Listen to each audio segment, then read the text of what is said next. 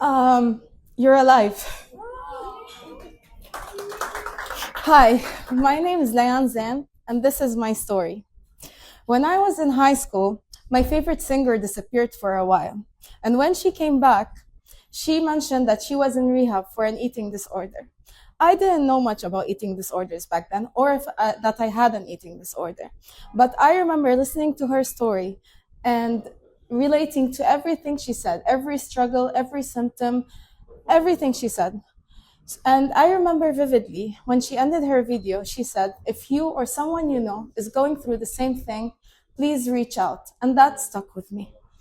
So she is one of the reasons I reached out for help. And I'm hoping my story will be someone else's light. Now let's take it back. As a teen, I thought the only thing my body could do is lose weight. Until I found out that losing weight was the least interesting about me. Like most girls, I was very self-aware of how my body looked.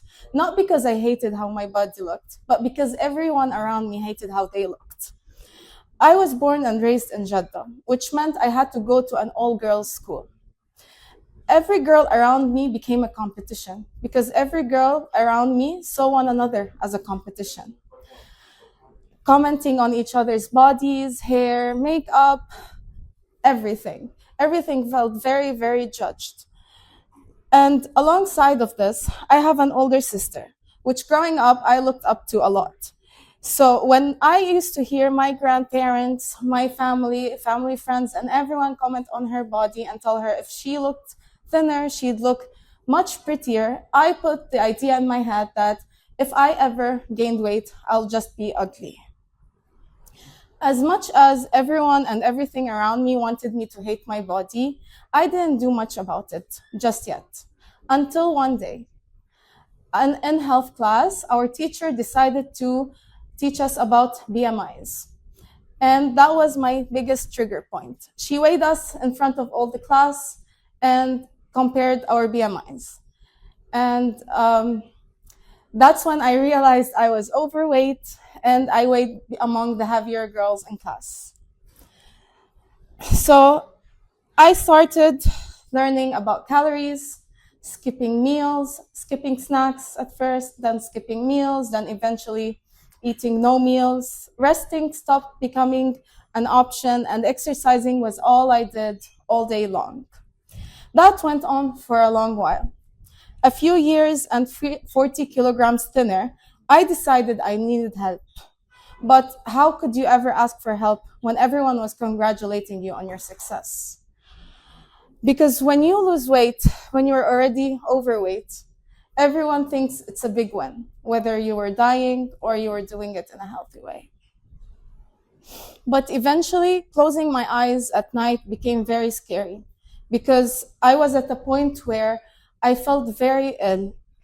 I didn't know if I will be able to wake up the next day. I felt very hungry. I lost my period. My mood was getting worse and worse by the day. And even sitting down became a very hard task because my body would go numb. I graduated high school and left Saudi and came to Lebanon for university. I felt the pressure was less. Maybe now I could ask for help.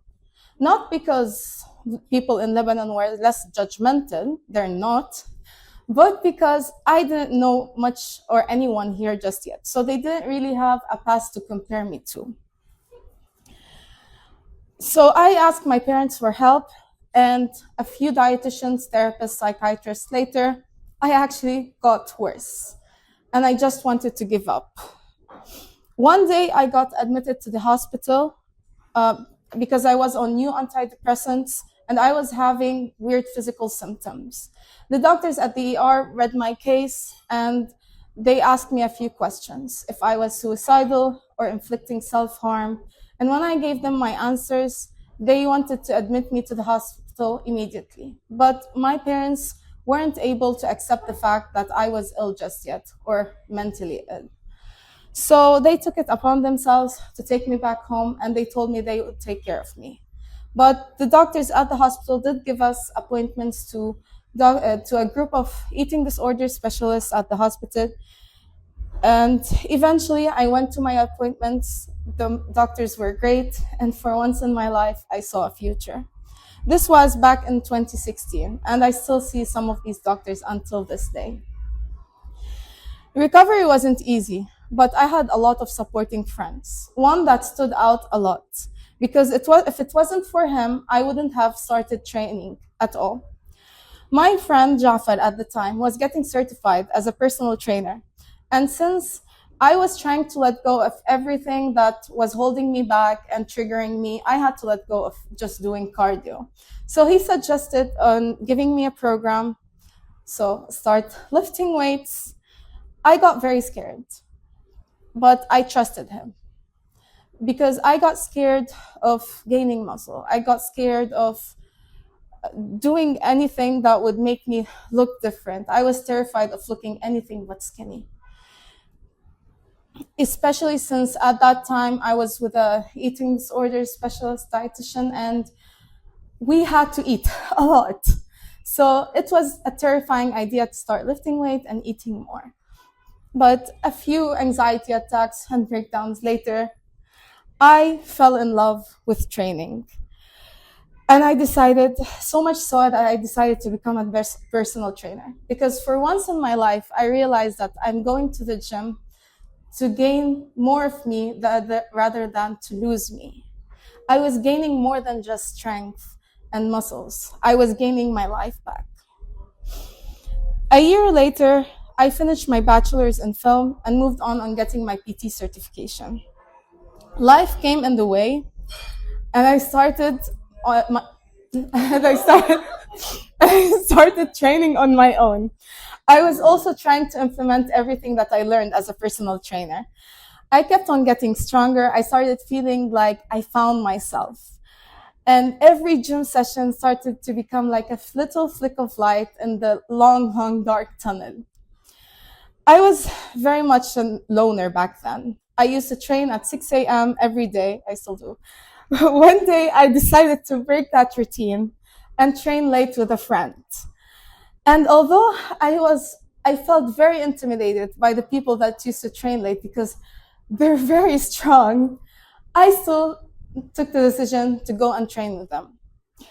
So I started benching, and when I finished my set, a powerlifting coach, Jad, which is my current powerlifting coach, came up to me in a shock. 75 for 5. I didn't understand why he was shocked. That was a very off day for me. And back then, I didn't have people to compare myself to. I didn't look up people that used to lift or anything. So I was just implementing what I learned. He told me how rare that was, and he told me that only one other girl in Lebanon that could bench this, Joya. So I didn't think much of it. I thanked him, and I just let it go as a compliment. Jad then challenged me to compete in a powerlifting meet that they are hosting at that same gym I go to. And I went. I didn't know anything about powerlifting back then. They came by, and my friends walked me by the rules and everything. I didn't know what to do, but I knew I wanted to have fun. And that was my turning point. For once in my life, people came up to me to congratulating me on my success. For once in my life, no one cared about how I looked. And so I decided that I wanted to pursue powerlifting even deeper, hired a powerlifting coach, and took it more seriously.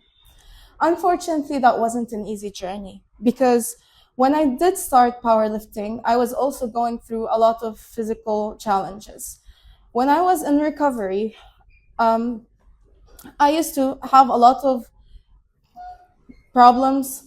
And every time I went to a doctor to get evaluated, they would look at my chart and say, you have had an eating disorder, you have anxiety, you go to a therapist, that's probably just IBS. So,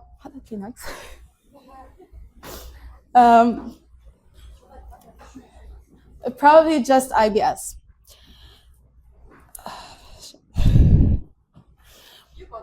Okay. one diagnosis turned to another. After 8 years of, okay, sorry. After, okay, this went on for 8 years. Unexplained pain and unanswered physical symptoms that I didn't know what was going on. 2 years ago, I finally found a few answers, and one diagnosis turned into the other. I started with microscopic colitis, started treatment, didn't get much better, so we decided to leave Lebanon and go get treatment in Saudi. I saw doctors there, did some more tests, found out I have celiac disease, started treatment, felt so much better, but still feeling ill, did some more tests, found out I have unexplained stomach ulcers.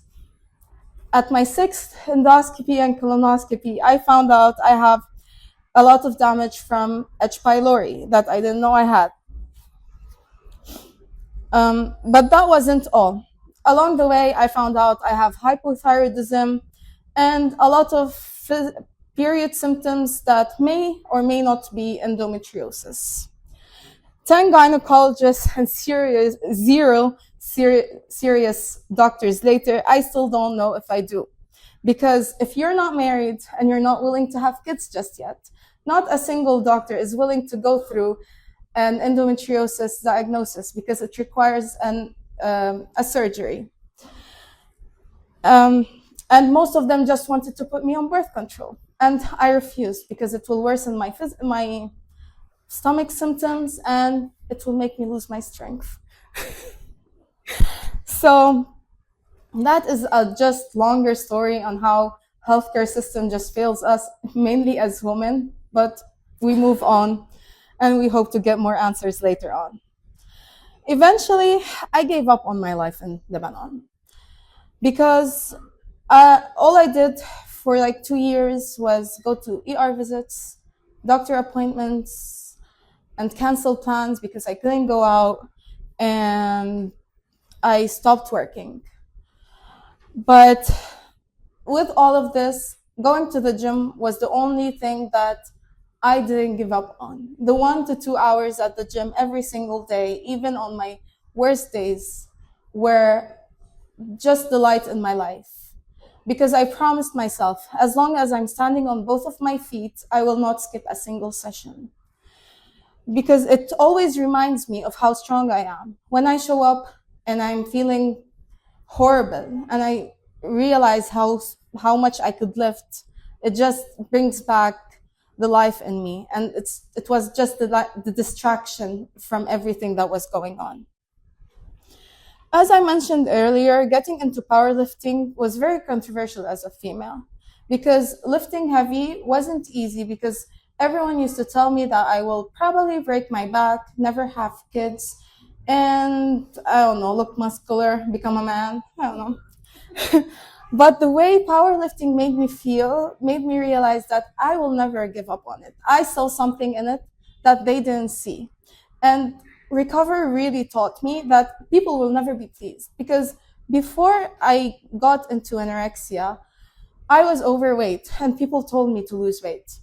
During anorexia, everyone told me to gain weight because I looked too skinny. During recovery, they told me I'm gaining weight again. And now they tell me I'm looking too muscular and maybe I should look more feminine, stop putting on muscle. So no one's ever satisfied. No one will ever be satisfied by how you look or what you do.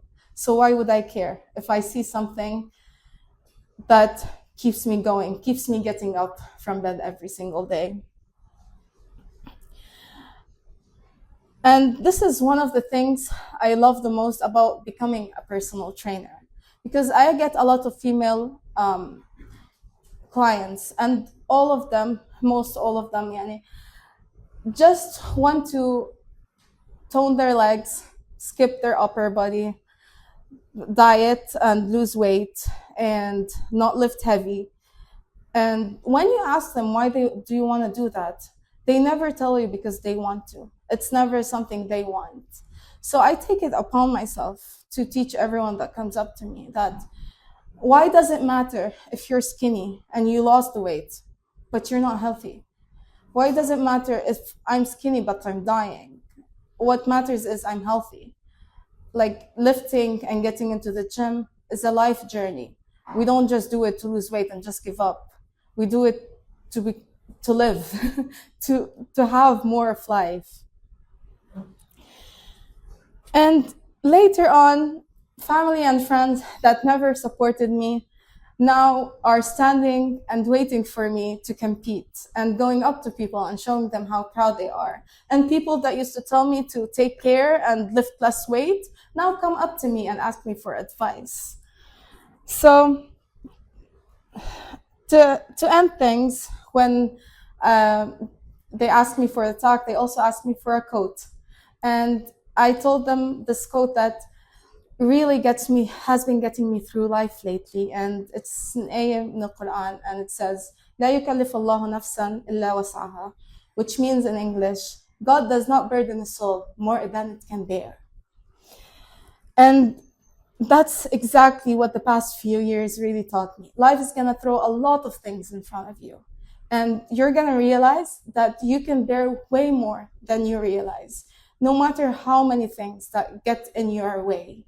And that does not mean the trials get easier or life gets easier eventually when you get to your goals. No, it's going to get tougher, because you're getting tougher. You're getting tougher mentally, you're getting tougher physically, and you will be able to push through everything you will ever gets in your way. So this is how I became a recovered anorexic and a regional and national powerlifting champion.